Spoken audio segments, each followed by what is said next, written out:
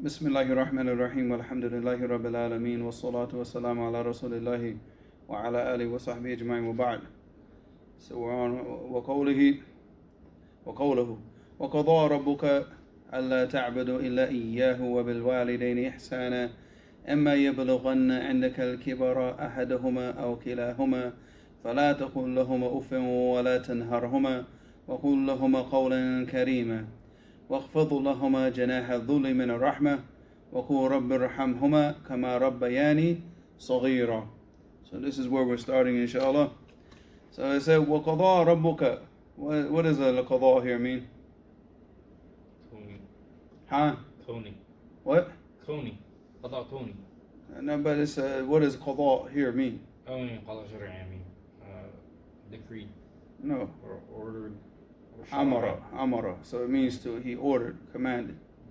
وَقَضَى رَبُّكَ أَلَّا تَعْبُدُوا إِلَّا إِيَّاهُ. This is a command that Allah subhanahu wa ta'ala commanded the people that they will not worship anything but Him. That all of the worship, all forms of ibadah are only for Allah subhanahu wa ta'ala. And of course this is the shahid of this ayat for this, but I mean he brought the entire ayat obviously because of mashallah, the beauty of this ayat and the fawaid and the benefit of it. But so here qala amara rabbuk, this is a statement of Ibn Abbas wa Qatada wal Hasan. Qala Rabi' ibn Anas wa awjaba rabbuk. That means that he made it wajib. Alright, wa qala Mujahid awsa rabbuk. Well, awsa the same. Here when we're talking about awsa, when we're dealing with Allah subhanahu wa ta'ala, it has the meaning of what? Command. Wa amara. So وَقَضَى رَبُّكَ أَلَّا تَعْبُدُوا إِلَّا إِيَّاهُ, that you will not worship anything except for Him. And alright, إِلَّا إِيَّاهُ, so absolutely nothing other than Allah subhanahu wa ta'ala. All of the worship and everything, all forms of worship are all for Allah subhanahu wa ta'ala alone. وَبِالْوَالِدَيْنِ إِحْسَانًا. Alright, and that you show that you're righteous and obedient to your parents, and you show them all types of good behavior, and you treat them good. And of course this is we went over all the different the birr walidain and the explanation of al-adab al-mufrad. So we see the importance of this, no doubt, because even al-Bukhari, when he wrote al-adab al-mufrad, it took us like how many, 45 lessons just to get out, 45 lessons just to finish being righteous to the parents. And the fact that Allah subhanahu wa ta'ala here, Qaran, he put it here together. He put Tawheed, and then after that, what did he do?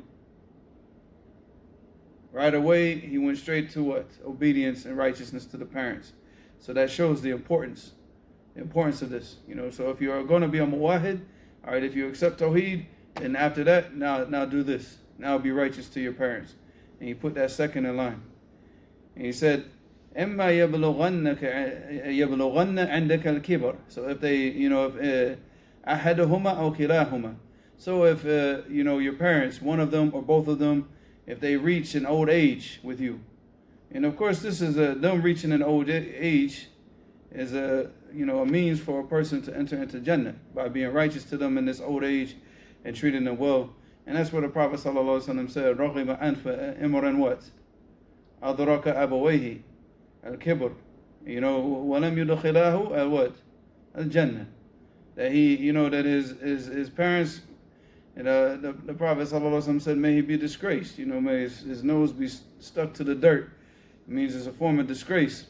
That he reaches his parents reach old age, and he's there with them. And this is not a means for him to go into Jannah. So no doubt, this is so here he said, عندك الكبر أحدهما أو كلاهما فلا تقل لهما أف. معنى عف يعني كلمة what? الكراهية, to show that you dislike something. And it's one of the smallest forms of showing what? Dislike. So, like somebody brings you some food that you don't like, what do you say? Oof, I don't like this food. So it's like, it's not even a major form. It's not a super disrespectful term, but here Allah subhanahu wa ta'ala is saying that don't even say this to them. Not even the lowest form of disrespect or the lowest form of showing dislike for anything. You remain patient with them and you remain righteous with them. فَلَا تَقُلْ لَهُمَا أُفٍّ وَلَا تَنْهَرْهُمَا. وَلَا تَنْهَرْهُمَا what? like to anger them, and to do something that will anger them. All right, so if you say وَلَا تَنْهَرْ نَهَرَ يَنْهَرُ نَهَرًا, you say نَهَرَ الشَّخْص زَجَرَهُ وَأَغْضَبَهُ. All right, so you just do things that like annoy the person and make him angry. وقال عطاء بن الرباح لا يصدر منك إليهما فعل قبيح, that you don't do any disrespectful or just abominable actions towards them. Everything that you do to them is all in a respectful manner, and you honor them and you respect them and you treat them with kindness. So after that he said, وَقُلْ لَهُمَا قَوْلًا كَرِيمًا, and speak to them an honorable and a good word to them, and a word to them that's what? That you respect, a respectful word for them, that you treat them with honor, you treat them with respect. You don't put them down, but you raise them up with respect. وَاخْفَضُ لَهُمَا جَنَاحَ الظُّلْمِ. And what does this mean? Lower your wing of humility. No, but that's not. It says وَأَلِنْ what? أَلِنْ جَانِبَكْ لَهُمَا وَخْضَعْ لَهُمَا. That you what? That you soften. You soften. When you're with them, you what? You stay. You show them the softness of you. You're not rough and tough with them. You don't show them this like qaswa, but you show them what? The softness. You speak to them softly and you treat them in a soft manner, not with any type of roughness. وَخْضَعْ لَهُمَا, like lower yourself and show humility towards them. You don't act in an arrogant, haughty way with them, but you show them all kind of forms of softness and mercy. And he said, and that's why he said جَنَاحَ الظُّلِ مِنَ الرَّحْمَةِ, from mercy. All right, وَقُولْ رَبِّ ارْحَمْهُمَا كَمَا رَبَّيَانِي صَغِيرًا, and then he makes dua for them. That Allah, he says, oh my Lord, have mercy on them just like they had mercy on me when I was small. Because they took all their time to make sure that I had all the things that I had.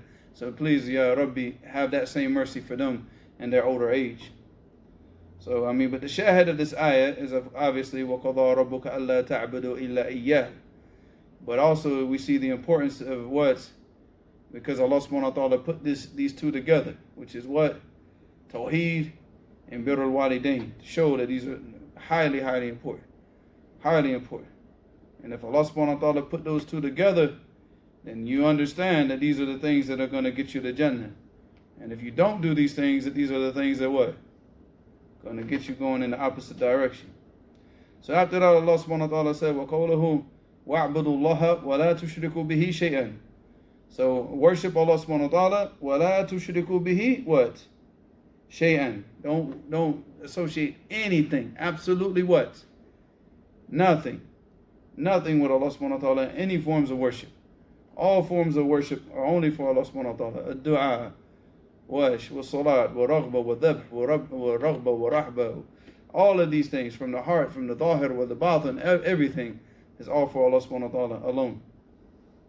Then after that he said, وَقَوْلُهُ, and this is a little bit longer ayat, so this is going to be probably the last thing that we do right now. He said, وَقَوْلُهُ قُلْ تَعَالُوا أَتْلُوا مَا حَرَّمَ رَبُّكُمْ عَلَيْكُمْ أَلَّا تُشْرِكُوا بِهِ شَيْئًا وَبِالْوَالِدَيْنِ إِحْسَانًا. So we're going to take this little by little because this it's just a longer ayat, right? So here Allah subhanahu wa ta'ala told the messenger, he told to tell the people what? قُلْ تَعَالُوا أَتْلُوا مَا حَرَّمَ, let me recite to you, let me read to you and tell you مَا حَرَّمَ رَبُّكُمْ عَلَيْكُمْ, what Allah subhanahu wa ta'ala has what? Has made impermissible for you. أَلَّا تُشْرِكُوا بِهِ شَيْئًا, that you should not worship, that you should not associate any partners with Allah subhanahu wa ta'ala in worship. And then again, what do we have? وَبِالْوَالِدَيْنِ إِحْسَانًا.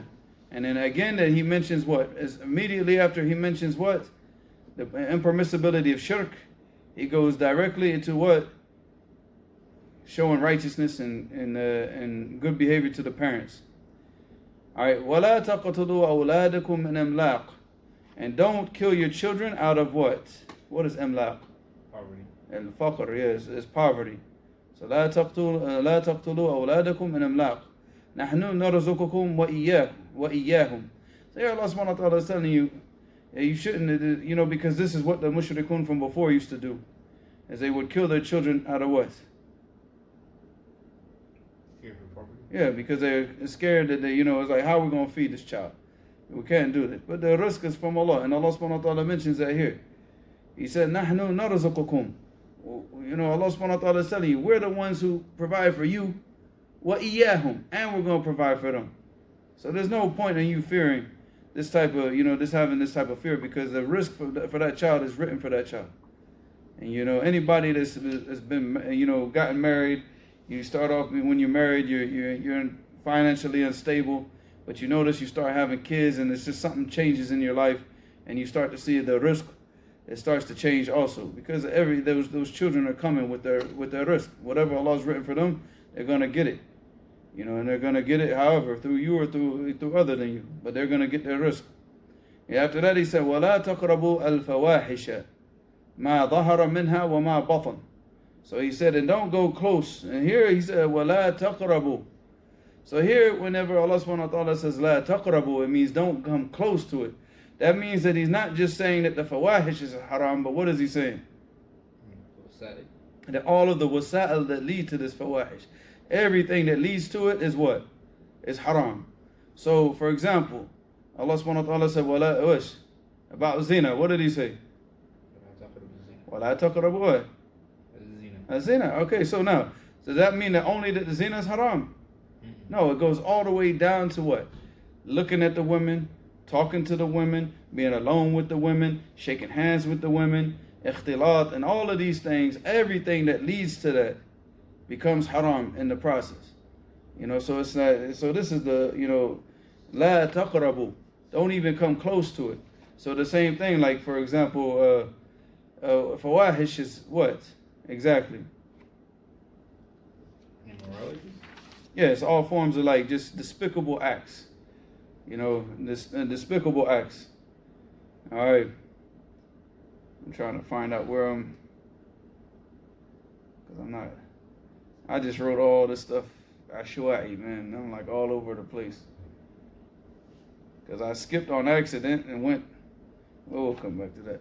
So, I mean, sharab al-khamr, zina, and everything that comes with it, all of these types of things are all forms of fawahish. So we stay away from all forms of immorality and despicable acts. Ma dhahara minha. So whatever like is out on the surface, what you do. So like for example, committing fornication with the woman would be what? On the dhahir. Loving that or having it in your heart, that love for that or the love for these types of despicable acts in your heart is what? Is on the batin. So you doing the action, but where does the action start? It starts inside. It starts in the heart. Because you have to, if your heart is not having this type of inkar, and that's where the Prophet ﷺ, when he mentioned about the inkar on the munkar, what did he say? He said, مَنْ رَأَى مِنْكُمْ مُنْكَرًا فَلْيُغَيِّرْهُ بِيَدِهِ. And let him change it with his hands. If he sees any type of munkar, to change it with his hands. فَإِنْ لَمْ يَسْتَطِعْ فَبِلِسَانِهِ. And then let him change it with his tongue. فَإِنْ لَمْ يَسْتَطِعْ فَبِقَلْبِهِ وَذَلِكَ أَضْعَفُ الْإِيمَانِ. And he said that's the weakest of all iman, is that a person changes the munkar with his heart, that he hates it with his heart. So the person now that's falling into this fawahish, he's falling into it because he doesn't have that hatred in his heart for it. So that's from the bawatin. That's the things that now the person falls into this types of fawahish because it starts with him not having that inkar on it, not having that hatred for it, and still having the love for it in his heart, even though on the surface he might say, this is haram, and he knows it, but in his heart he's still carrying around love for these types of sins. So that goes back to the batin. Alright, so after that Allah subhanahu wa ta'ala said, وَلَا تَقَتُلُوا نَفْسَ الَّتِي حَرَّمَ اللَّهُ إِلَّا بِالْحَقِّ. And it's interesting that he mentioned this after the fawahish, because all the types of fawahish leads to this. The people killing, and killing each other, بِغَيْرِ الْحَقِّ. And of course, how does a person get killed in, bil-haqq, in truth, and with the right of being killed? Who are those people that the Prophet ﷺ mentioned? Thayyib al-Zani, what is that? Adulterer. No, don't use this word adulterer. Because as I told you, I mentioned this in the previous lesson, that you're saying adulterer means a person who's married and he sleeps around on his wife. A thayyib al-Zani is the person who fornicates after he's been married, even if he's single at the time of fornication, but he's been married before. So the adulterer in the English language, it means that he fornicates while he's married. But you don't have to be married at the time. You can be married, you divorced, and you commit fornication, you get stoned to death. Khalas, that's it. All right, who else? The Murtad, but that's not what he said in the hadith. No, no. He said, "At-tayyib zani wa nafsu bin nafsi." All right, what does that mean?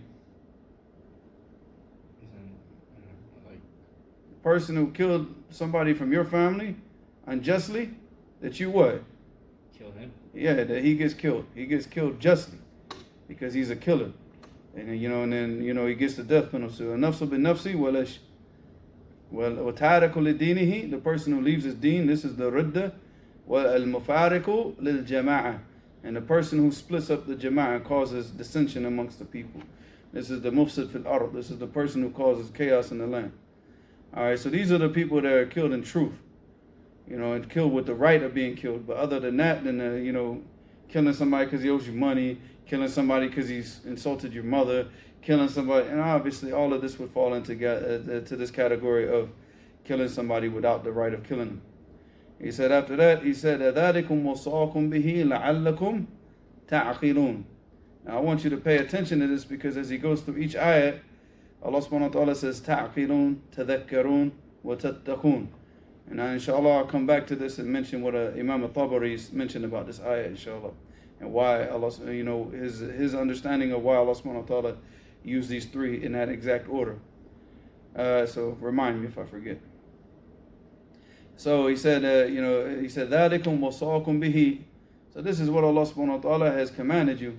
These are the commandments of Allah subhanahu wa ta'ala for you. لَعَلَّكُمْ what?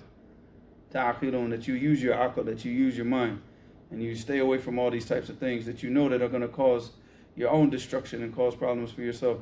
After that he said, وَلَا تَقْرَبُوا مَالَ الْيَتِيمِ إِلَّا بِالَّتِي هِيَ أَحْسَنُ حَتَّى يَبْلُغَ أَشُدَّهُ. He said, don't go near the money of the yatim, إِلَّا بِالَّتِي هِيَ أَحْسَنُ, except for that which is the best for him. And what does that mean? إِلَّا بِالَّتِي هِيَ أَحْسَنُ, what is that?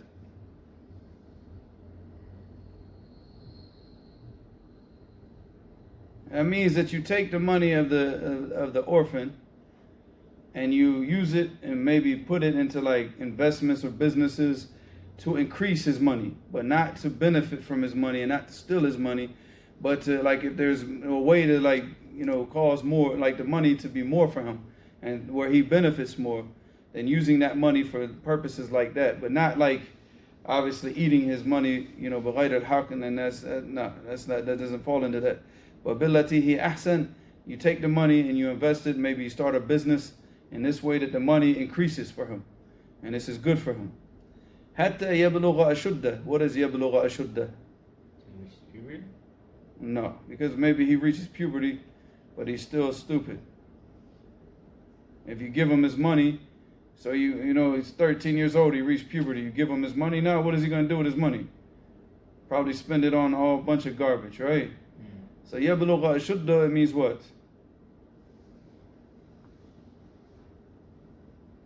Maturity? The rushd, that he reaches the age of what? Of guidance, of being able to take the money and use it for his benefit and not use it and just spend it in a stupid manner, And Allah subhanahu wa ta'ala mentioned that about giving the money to these types of people. And what did he say? وَلَا تُؤْتُوا سُفَهَاءَ أَمْوَالَكُمْ الَّتِي جَعَلَ اللَّهُ لَكُمْ, right? So what did he say? Don't give the sufaha amwalakum. And from amongst the tafsir, and some of the mufassirun said it means the women and the children. Because if you just give the women and the children your money, but this is not for all women, because sometimes the woman is better with the money than the man. So, but if anybody that shows that type of safa, that type of foolishness with the money and doesn't, act right with the money, then you don't give this person the money, but you buy them the things that they need. You clothe them, you feed them, and you give them whatever they need to sustain themselves. But you don't just give them money because they're just going to waste it on foolish things. He said, وَلَا تَقْرَبُوا مَالَ الْيَتِيمِ إِلَّا بِالَّتِي هِيَ أَحْسَنُ حَتَّى يَبْلُغَ أَشُدَّهُ وَأَوْفُوا الْكَيْلَ وَالْمِيزَانَ بِالْقِسْطِ. And he said, after this, he said, and make sure that your scales, that your weight and scales, that whenever you sell things, what do?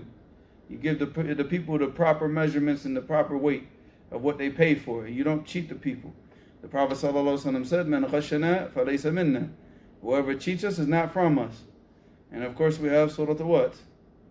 We have the surah that Allah subhanahu wa ta'ala mentions this in the Quran. What is the surah? Huh? What? ويل للمطففين الذين إذا اكتالوا على الناس يستوفون وإذا كالوهم أو وزنوهم إيش؟ Huh? No, they cheat them. You know, whenever they want theirs in full, but whenever they try to give to the people, what do? They give them lower than what there's. This is the mutaffif. So yeah, so here Allah subhanahu wa ta'ala is saying, وَأَوْفُوا الْكَيْلَ وَالْمِيزَانِ بِالْقِسْطِ, be just in your weights and your measurement. Make sure that you give the people the just proportions. لَا نُكَلِّفُ نَفْسًا إِلَّا وُسْعَهَا, and we don't burden a soul more than what? More than what it can bear. Allah subhanahu wa ta'ala only puts you under, commands you to do the things that He knows that you are capable of doing. See, Allah subhanahu wa ta'ala is not burdening you with anything. In fact, the things that Allah subhanahu wa ta'ala has commanded us to do and the things that He's prohibited us from are to make our lives easier, to bring ease to our lives. But when we don't listen to these commands and we try to do the things that we want to do, things the way that we want to do them, we're the ones that bring unnecessary burdens upon ourselves. Allah subhanahu wa ta'ala He makes it easy. Makes it easy for us, wallah. وَإِذَا قُلْتُمْ فَعْدِلُوا وَلَوْ كَانَ ذَا قُرْبَى. And He said, and if you speak a word, what? فَعْدِلُوا. What does that mean? So you're going to be just? Yeah, if you speak justly. وَلَوْ كَانَ ذَا قُرْبَى. Even if it's your own, if it's a close relative. You don't defend people on batil. And you don't defend the aqwal az-zur. If you know that your family has done something wrong, you don't stand up and defend him. You speak the truth no matter what, even if it's a close relative of yours, even if it's against yourself. You speak a truthful, just word, and you don't defend falsehood in any circumstance. He's from your tribe, he's from your family, he's your father, he's your brother, nobody. They're wrong, khalas. And He said, "What bi ahdillahi what? Awfu."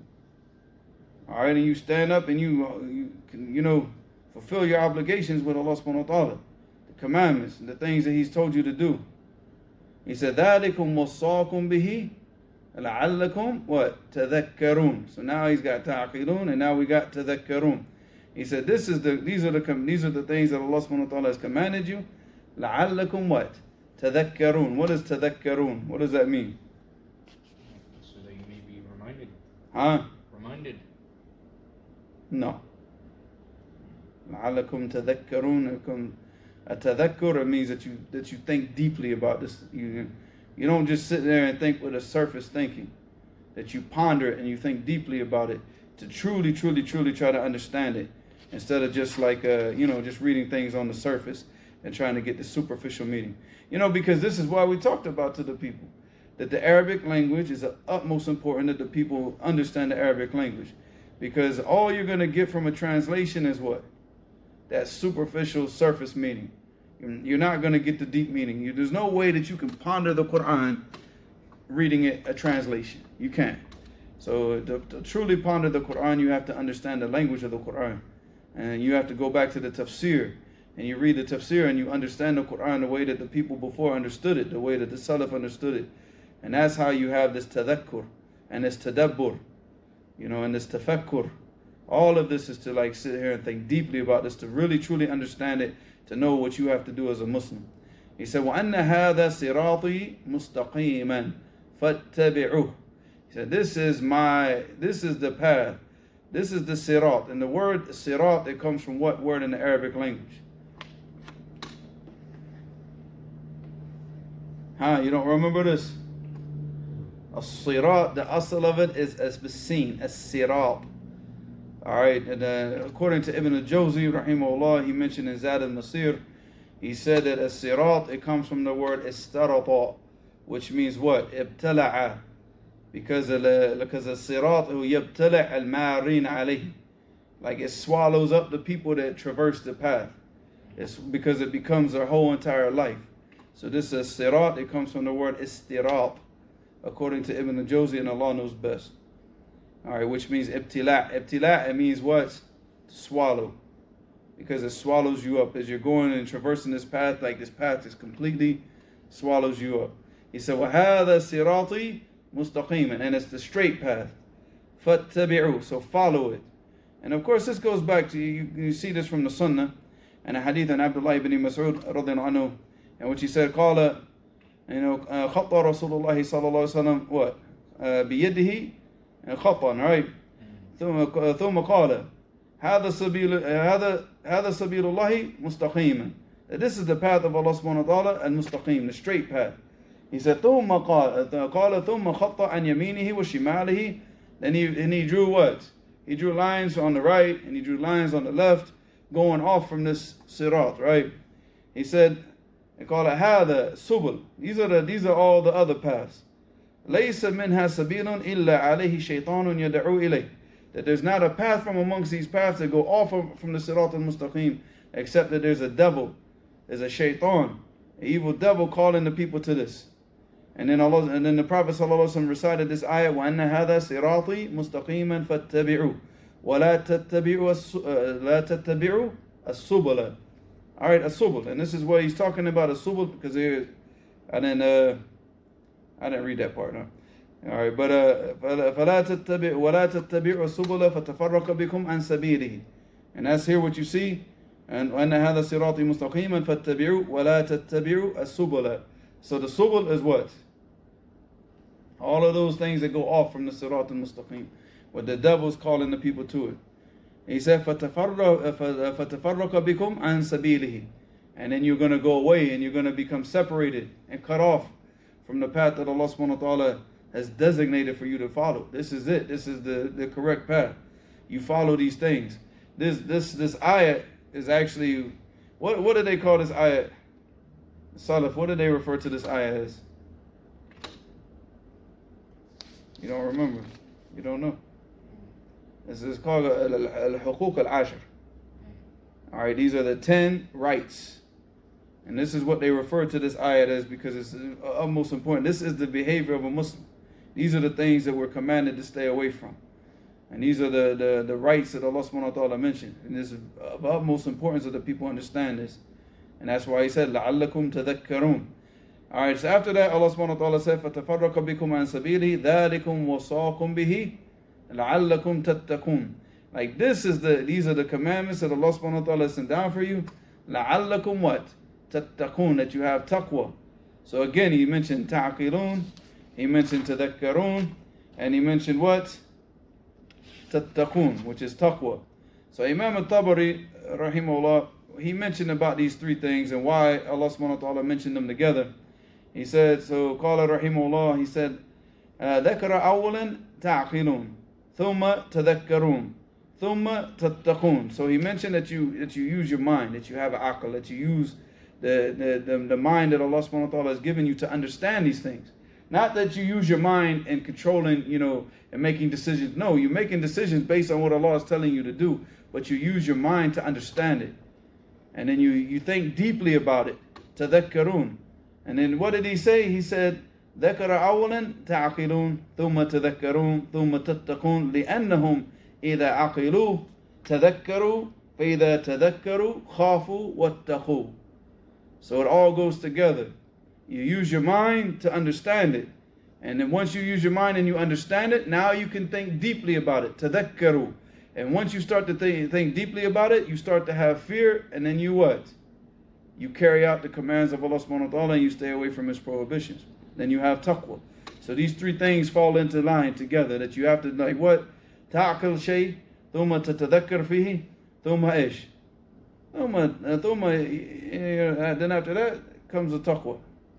Alright. So inshallah نكتفي بهذا القدر إن شاء الله. وإلى هنا سبحانك اللهم وبحمدك أشهد أن لا إله إلا أنت أستغفرك وأتوب إليك.